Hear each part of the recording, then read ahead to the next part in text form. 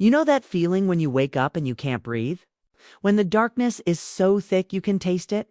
When you realize the person you loved most in this world just tried to kill you? Yeah, that was my Tuesday. My name is Amara Johnson. And before you click away thinking this is just another dramatic story, let me tell you something. 3 days ago, I was planning my 10th wedding anniversary. Okay, today, I'm about to tell you how I clawed my way out of my own grave. But this story, it doesn't start in the dirt. It starts way before that. It starts with love. Because don't they all? Let me paint you a picture. 10 years ago, I met Marcus Johnson at a charity gala in Atlanta. I was wearing this burgundy dress my mama said made me look like royalty, and he was fine. Tall, dark skin that glowed like he was lit from within, smile that could make you forget your own name. He worked in finance. I was a pediatric nurse. We were both 28, both ambitious, both ready for something real. Our first date, he took me to this little Ethiopian restaurant in West End. We talked for 4 hours straight.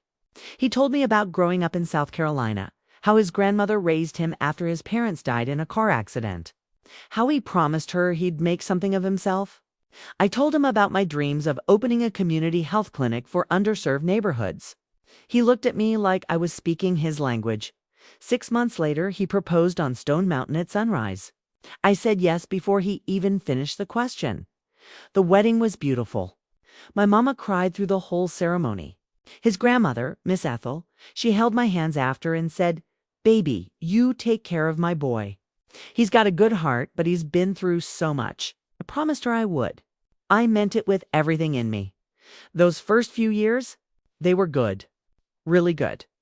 We bought a house in Decatur, 3 bedrooms, big backyard, white picket fence, and everything.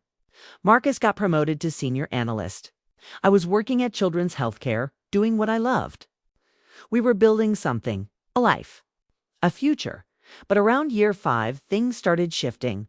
Marcus started working later, coming home at 9, 10 at night, smelling like expensive cologne and stress. He said it was the promotion, the pressure, the demands of managing bigger accounts. I believed him because that's what you do when you love someone. You believe them. Then came the phone calls he'd take in the other room. The texts that made him smile in ways I hadn't seen in months. When I asked about it, he'd kiss my forehead and say, "Baby, it's just work drama. Nothing for you to worry about." But I'm a black woman. We know when something's off. We feel it in our bones, in the air, in the way a man's energy changes when he walks through the door. And Marcus's energy, it was different. I tried to talk to my best friend Shanice about it.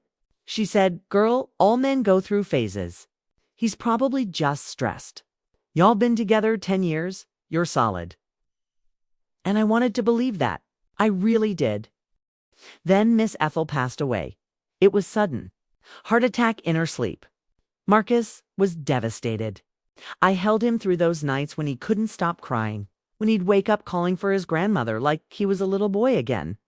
I took time off work to help him handle the funeral arrangements, the estate, everything. And that's when things got really strange. Miss Ethel left Marcus everything. Her house in Charleston, her savings, some investments. But the big thing, a life insurance policy. $2 million. $2 million. Now. I'm not going to lie to you. When Marcus told me, my first thought was, thank you, Jesus. We could pay off the house. I could finally open that clinic. We could breathe for the first time in years. But Marcus, he got quiet about it. Real quiet. Need to be smart about this, he said. This is generational wealth, Amara. We can't just spend it. I agreed. Of course I agreed. But then he started having all these private meetings with financial advisors I never met. Started talking about investments I didn't understand. Opened new bank accounts in just his name because, he said, it's easier for tax purposes. I'm a nurse, not a financial expert, so I trusted him. That was my first mistake. My second mistake. Not paying attention when he increased my life insurance policy. It's just smart planning, baby, he said when the papers came in the mail. If something happens to either of us, the other one is taken care of. That's what married people do. He made it sound so logical, so loving. He took my hand when he said it, looked me in my eyes with that same look he gave me on our first date. So I signed the papers, $3 million if I died. I signed my own death warrant and didn't even know it. 3 weeks ago. Marcus came home with this huge smile on his face. First genuine smile I'd seen in months. Baby, pack your bags. We're going to the mountains for our anniversary. Just you and me, like old times. No phones, no work, just us reconnecting. My heart soared. This was it. This was the Marcus I married. The man who used to surprise me with romantic gestures, who used to make me feel like the only woman in the world. I should have known better. We left on a Friday morning. Drove 4 hours north to this rental cabin he'd found in the Blue Ridge Mountains.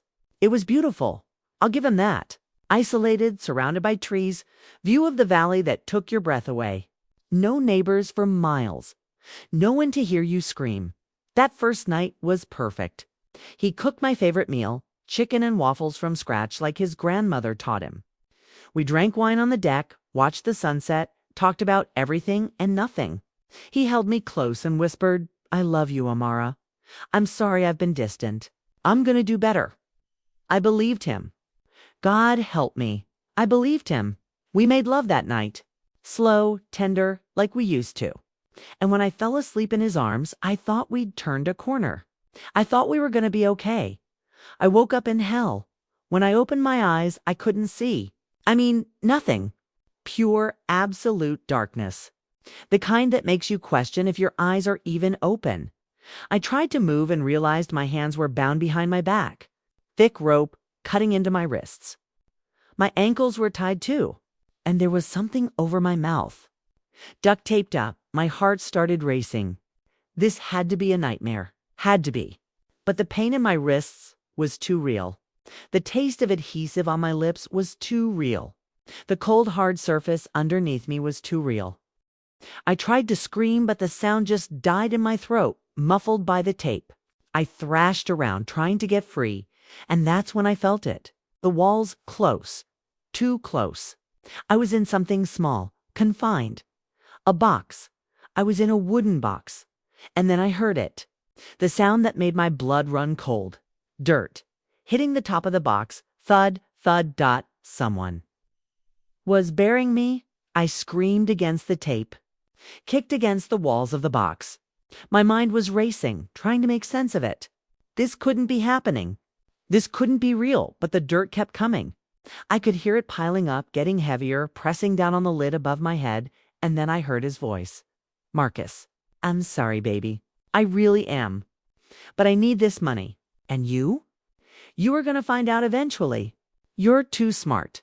You ask too many questions." His voice was muffled, distant, but I heard him, clear as day. The man I loved. The man I'd given 10 years of my life to. The man I'd trusted with everything. He was burying me alive. The insurance money, plus what's left from Grandma Ethel. Vanessa and I can start fresh. We can have the life we want. You understand, right? It's not personal. It's just ... business. Vanessa. That name hit me like a freight train. Vanessa was his financial advisor. It's the woman he'd been meeting with for months. The woman in all those private phone calls. He'd been planning this for months. Maybe longer. The dirt stopped falling. I heard footsteps walking away. Then nothing. Just silence. The kind of silence that makes you realize how truly alone you are. I don't know how long I laid there in the dark. Could have been minutes. Could have been hours. Time loses meaning when you're buried alive. When every breath might be your last, but something in me ... Something deep down refused to quit. Maybe it was the nurse in me, trained to stay calm in emergencies. Maybe it was my mama's voice in my head saying, "Johnson, women don't give up." Maybe it was pure rage. I wasn't going to die in this box. Not like this. Not for him. I started working on the ropes around my wrists. Twisting, pulling, ignoring the burn of the rope cutting into my skin. My fingers were going numb, but I kept going. I had to get free. It took forever. But finally I felt the rope loosen. My hand slipped free and I immediately ripped the tape off my mouth. The air tasted like dirt and wood, but I gulped it in like it was the sweetest thing I'd ever tasted. I untied my ankles next, then pushed against the lid of the box. It didn't budge. The weight of the dirt was too heavy, but there was a weak spot. I could feel it. Near the corner where the wood felt thinner. I started kicking, again and again and again. My legs were cramping. My lungs were burning. But I kept kicking. The wood-cracked dirt started pouring in. I could feel it on my face, in my hair, filling the space around me. For a second, I panicked. What if I'd just made it worse? What if the dirt suffocated me before I could get out? But I pushed through the fear, pushed through the dirt, clawed my way up inch by inch, handful by handful of dirt. My nails broke. My hands were bleeding. But I kept climbing, and then I felt it. Cold air, night air. I pushed my head through the surface and gasped. I'd never tasted anything as sweet as that air. I pulled myself out of that grave and collapsed on the ground. Coughing, crying, covered in dirt and blood and sweat. I was alive. Impossibly, incredibly alive. I looked around. I was in the woods behind the cabin. There was a shovel leaning against a tree. Marcus's work. He'd buried me shallow, probably planning to come back and do a better job later. Or maybe he just didn't care enough to dig deeper. That hurt almost as much as the betrayal itself. I stumbled to my feet. Every muscle in my body was screaming. I was dizzy, disoriented, probably in shock. But I had to move. Had to get out of there before he came back. I made my way through the woods using the moonlight to guide me. I don't know how long I walked. My sense of time was completely gone. But eventually, I saw lights. A gas station on the side of the highway. The clerk behind the counter took one look at me, covered in dirt and blood, and reached for the phone. But I held up my hand. "Please," I said, my voice hoarse and broken. "Don't call anyone yet. I just need to use your bathroom, please." She hesitated, then nodded slowly. She showed me to the bathroom, and I locked the door behind me. I looked at myself in the mirror and barely recognized the woman staring back. Hair wild with dirt and twigs. Face scratched and bruised. Eyes wide and haunted. But alive! I was alive. I washed the worst of the dirt off, tried to make myself look somewhat human. The clerk gave me a hoodie from the Lost and Found to cover my torn clothes. She didn't ask questions, which I appreciated. Maybe she could see in my eyes that I wasn't ready to talk about it yet. I borrowed her phone and called Shanice. "Girl, do you know what time it is?" She answered, voice groggy with sleep. "Shanice," I said, and my voice cracked. "I need you to come get me, and I need you to not ask me any questions until you get here." There was a pause. Then her voice came back, sharp and alert. "Where are you?" I told her. She said she'd be there in an hour. She made it in 45 minutes. When she pulled up and saw me, her face went pale. "Amara, what the hell happened? Where's Marcus?" "Not yet," I said, climbing into her car. "Take me home first. I need to think." The drive back to Atlanta was silent. Shanice kept glancing at me, worry etched all over her face, but she didn't push. That's what I loved about her. She knew when to give me space. When we got to my house, I made her park down the street. "His car here?" I asked. She shook her head. "No, place looks dark." "Good." I went inside, moving quietly, even though I knew he wasn't there. He was probably still at the cabin, maybe planning to discover my body in a few days. "Report me missing. Play the grieving husband." I showered, scrubbing the dirt and the memory of that grave off my skin. Then I dressed carefully. Black pants, white blouse, my good blazer. I did my makeup covering the bruises. Fixed my hair. Looked at myself in the mirror. I looked like Amara Johnson again. Nurse, wife, woman who had her life together. But I wasn't her anymore. That woman died in that grave. The woman standing here now, she was someone new. Someone who knew exactly what her husband was capable of. Someone who wasn't going to let him get away with it. Shanice was waiting in the living room when I came down. She stood up, mouth falling open. Amara, you need to tell me what's going on right now. So I did. I told her everything. About the insurance policy, about Vanessa, about waking up in a box 6 feet under, about clawing my way out of my own grave. When I finished, she was crying. We need to call the police. Right now. This man tried to kill you. No, I said calmly. Not yet. What do you mean, not yet? He tried to murder you. And if we go to the police now, what happens? They investigate. He lawyers up. He says I'm lying, that I'm having a mental breakdown, that I'm trying to ruin him. He'll paint me as the crazy wife. And Vanessa, she'll back him up. They'll say I was never at that cabin, that I'm delusional. But you have evidence? The grave. That he can say was already there. Or that I dug myself to frame him. Shanice, I know how this works. Black woman accuses her successful husband of attempted murder. With no witnesses. They'll tear me apart. She was quiet for a moment. Then, so what are you going to do? I smiled. It wasn't a nice smile. I'm going to show him that I'm not as easy to kill as he thought. I'm going to make him confess. And I'm going to make sure he pays for what he did. How? You'll see. That night, I slept in my own bed. Well, I didn't really sleep. I laid there, staring at the ceiling, planning. By the time the sun came up, I knew exactly what I was going to do Monday morning. I got up, got dressed, and drove to Marcus's office downtown. His company occupied 3 floors of a high-rise in Midtown. Fancy glass building. The kind that's supposed to make you feel important when you work there. I walked through the lobby like I owned the place. The security guard recognized me. Mrs. Johnson. Haven't seen you in a while? Here to surprise your husband. Something like that, I said with a smile. I took the elevator to the 15th floor.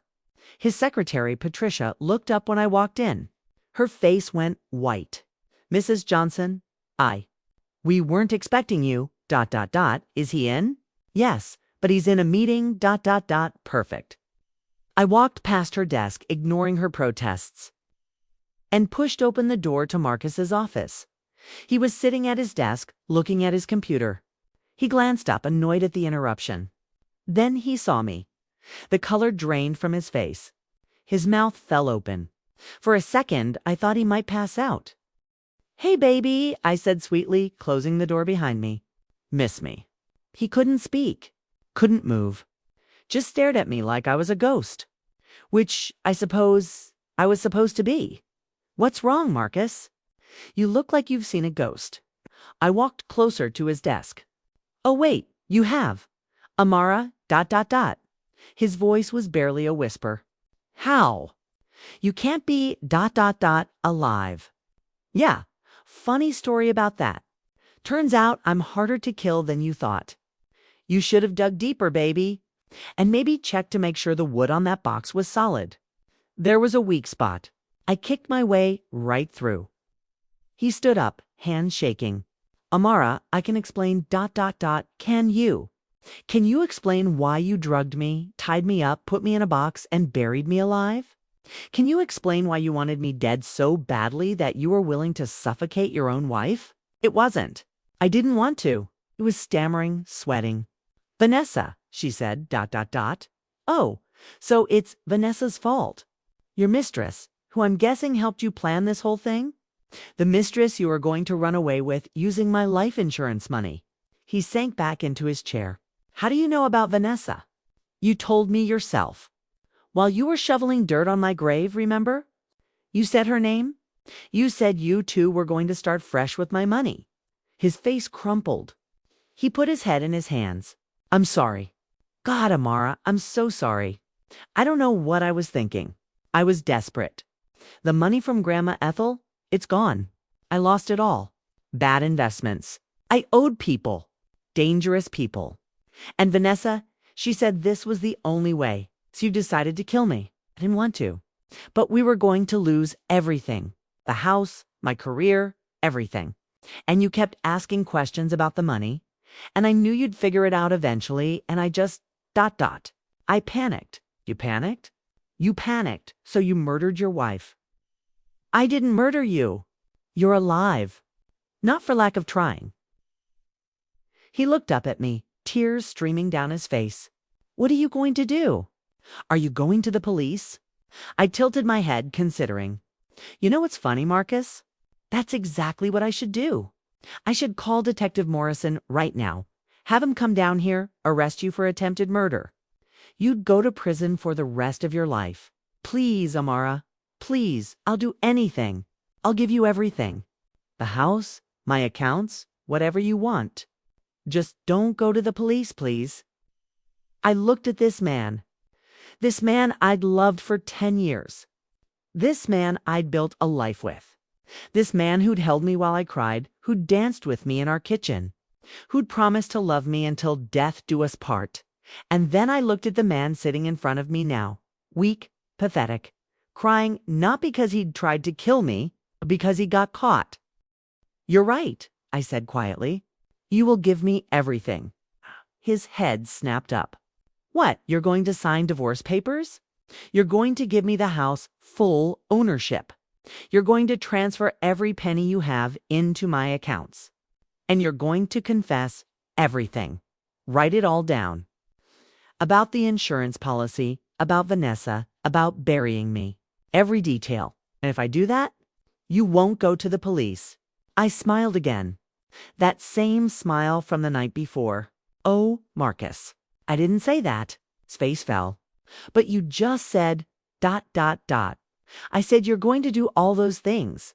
I never said anything about not going to the police. Here's what's going to happen. You're going to do everything I just told you. And once it's all done, once I have everything in writing and every asset in my name, then I'm going to Detective Morrison. I'm going to show him your confession. I'm going to tell him about Vanessa. And you're going to go to prison where you belong. You can single quotes tote what? Can't turn in my husband who tried to murder me. Watch me, Amara. Please. I'm begging you. Don't do this. We can work this out. We can go to therapy. We can. I laughed. Actually laughed. Therapy. Marcus, you buried me alive. You think couples counseling is going to fix that? I pulled out my phone. You have a choice. You can do what I say. Give me what I'm owed and go to prison. Or you can refuse, and I go to the police right now with no confession, and you fight this in court. Either way, your life as you know it is over. But at least if you confess, maybe you'll get a lighter sentence. Maybe 20 years instead of life? He stared at me for a long moment. Then, slowly, he nodded. Okay, I'll do it. I'll sign whatever you want. Good, my lawyer will be in touch. You have 48 hours to get everything in order. After that, I'm filing a police report, whether you've cooperated or not. I turned to leave, then stopped at the door. Oh, and Marcus. Tell Vanessa I said hi, and that she should get a good lawyer too, because she's going down with you. I walked out of that office with my head held high. Patricia was staring at me from her desk, mouth hanging open. She'd probably heard every word through the door. Have a good day, Patricia, I said sweetly as I passed. I made it to the elevator before my legs started shaking. Made it to my car before I started crying. But I got in, locked the doors, and let myself break down. Just for a minute. Just long enough to let out all the fear, all the rage, all the pain I'd been holding in. Then I wiped my eyes, took a deep breath, and drove to my lawyer's office. Over the next 2 days, Marcus did exactly what I told him to. He signed the divorce papers. He transferred the assets. And he wrote out a full confession, 10 pages of every horrible detail. His lawyer tried to advise him against it, but Marcus knew he didn't have a choice. I had him by the throat, and we both knew it. Vanessa tried to run. Bought a plane ticket to Costa Rica. But I'd already given Detective Morrison a heads up. They picked her up at the airport when I finally walked into the police station with Marcus's confession. Detective Morrison read it twice before he looked up at me.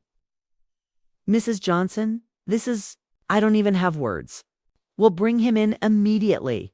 Thank you. I have to ask, ... How did you survive this? How did you get out? I met his eyes. I'm a black woman, detective. We survive everything. It's what we do. Marcus was arrested that afternoon. The news went wild. Local finance executive arrested for attempted murder of wife. His face was all over the TV. His company fired him within hours. His family disowned him. Vanessa was charged as an accessory. Turns out she'd helped plan the whole thing from the insurance policy to the cabin getaway. She took a plea deal, testified against Marcus, and got 15 years. Marcus got life without parole. The house, the money, all of it. Mine now, but here's the thing. I don't even want it. Not really. Everything in that house reminds me of a life that was built on lies. So you know what I did? I sold it. Took the money and finally opened that community health clinic I'd always dreamed about. The Ethel Johnson Memorial Clinic, named after Marcus's grandmother. Because she was a good woman who loved me, and she deserved to be remembered for something better than the monster. Her grandson became. I hired Shanice as my office manager. We see patients who can't afford health care anywhere else. We don't turn anyone away. And every day when I walk through those doors, I remember what it felt like to claw my way out of that grave. I remember what it means to survive. My mama asks me sometimes if I've forgiven Marcus. If I've found peace, here's what I tell her. Forgiveness isn't about him. It's about me. It's about not letting what he did poison the rest of my life. I survived because I'm strong. Because I refused to let him win. Because I knew my life was worth fighting for. Do I forgive him? I don't know. Maybe one day. But I don't have to forgive him to move on.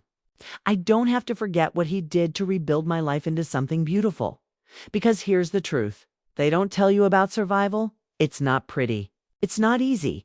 It's not some movie moment where everything gets tied up with a bow. It's ugly and hard, and some days you don't think you can do it, but you do it anyway. You get up. You put one foot in front of the other. You build something new from the ashes of what was destroyed. You help other people who are going through their own darkness.